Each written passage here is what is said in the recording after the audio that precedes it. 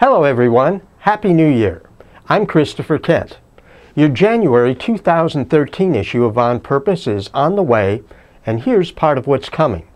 First, an interesting paper titled Subluxation-Based Chiropractic Care of a Child with Sensory Processing Disorder within a Multidisciplinary Approach. This is a great paper showing how various health professionals can work together while focusing on vertebral subluxation. Another paper is Improvement in a Child with Transient Tachypnea of the Newborn Following Chiropractic Care to Reduce Vertebral Subluxation, a Case Report. Again, tachypnea is a condition associated with rapid breathing in a newborn, and it's very exciting to see how it resolved almost instantly with a chiropractic adjustment. Next, we have Efficacy of Chiropractic Manual Therapy on Infant Colic, a pragmatic single-blind randomized controlled trial. This is not just a single case study, but an RCT that I think you'll find quite interesting.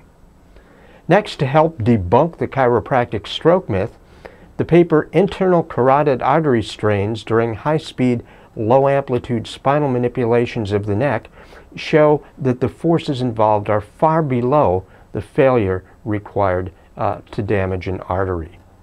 We also have a couple papers looking at clinical, demographic, and geographic determinants of variation in chiropractic care using medical expenditure panel survey data, and I think you'll find that quite interesting as well. Next, a paper titled, Is Chiropractic Valuable in the Treatment of Children with Learning Disability? An interesting paper that reports that routine physicals don't save lives. A couple papers on the natural history of degeneration of the lumbar and cervical spines, as well as lumbar modic changes when using MRI imaging to assess degenerative disease.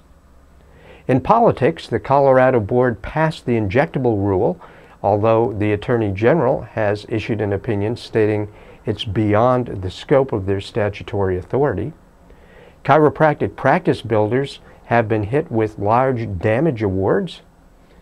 A paper in the popular press titled, Is Drug Research Trustworthy? Well, you know the answer to that. And a very, very upsetting article about how last year millions of parents learned that they were their teen's drug dealer, a thing about the growing problem of prescription drug abuse. A paper on nocebo effects. In other words, the nocebo is the opposite of the placebo. It's the negative that can occur as a result of operationalizing those issues. We also talk about Ed Bernays, Sigmund Freud's nephew, and his work to promote fluoridation. And we have a great guest for you on philosophy, Dr. Eric Russell, president of the New Zealand College of Chiropractic. So folks, this is a great new year. It's an opportunity for you as a chiropractor to really make an impact in community. So make use of these resources. Be the expert by listening to On Purpose. Show that you're the expert by using On Purpose slides in your reception room and On Purpose news releases with local media. Because folks, remember, when you're on purpose, you are not alone.